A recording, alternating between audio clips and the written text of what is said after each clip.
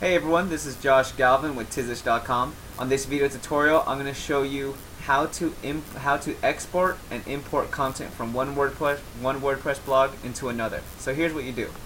Go into your admin panel, and here in your admin panel, if you scroll down and look on your left hand side to a section called Tools, like you see right here, you'll see two options. One for importing and one for exporting. The first thing you want to do, if you want to take one content, if you want to take content from website A and put it in website B, it means you need to export content from website A. So what you gotta do first is click on export.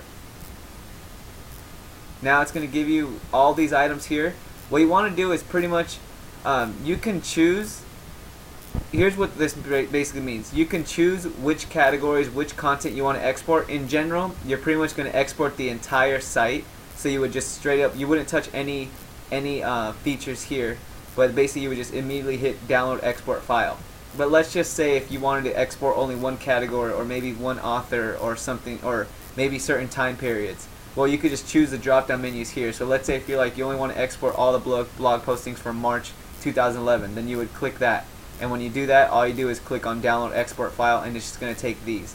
Or maybe let's say if you wanted to export only certain categories, or only a certain category, you would choose this and then choose a category here.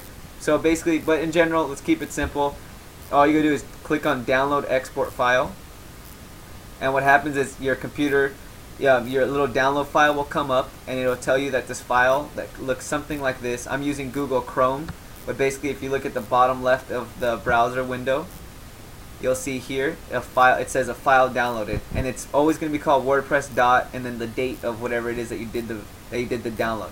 After that, now you're going to take that exact same file, and this time let's just pretend now that we're on a whole new website. What you're going to do now is click on import under tools, and so but obviously you'd have to go to website B. So let's say right now if this was website B, what you do is go to import now, and then what you're going to do at this point is simply click on the one that says WordPress,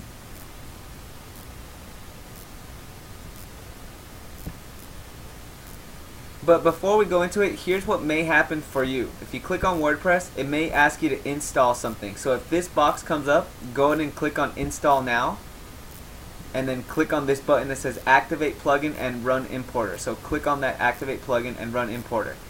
If that box doesn't come up, then you're going to show up on a screen just like this. Either way, it's fine.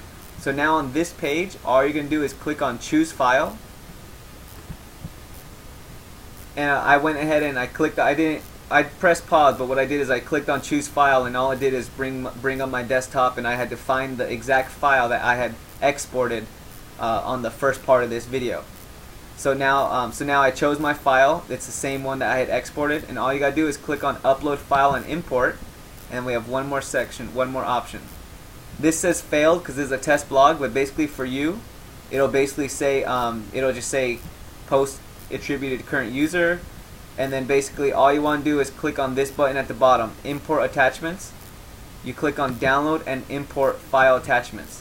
So even if yours says failed to import author or anything, that's still okay. The issue isn't the author. So just make sure you click on this button that says download and import file attachments, and then click submit, and you're pretty much set. After you click on submit, what happens is your system just starts importing all the content as you see here, and then at the very bottom it'll tell you all done and you're all set. So now what you do at this point though is just verify all the content's there by simply going to your posts, going to your pages, going to your categories and tags, and just check that it's all there.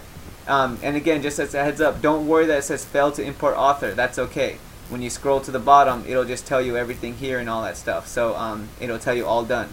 Alright, so that's pretty much everything. If you have any questions, go to facebook.com/Tizish, the way you see Tizish spelled here, and ask us there. Good luck and take care.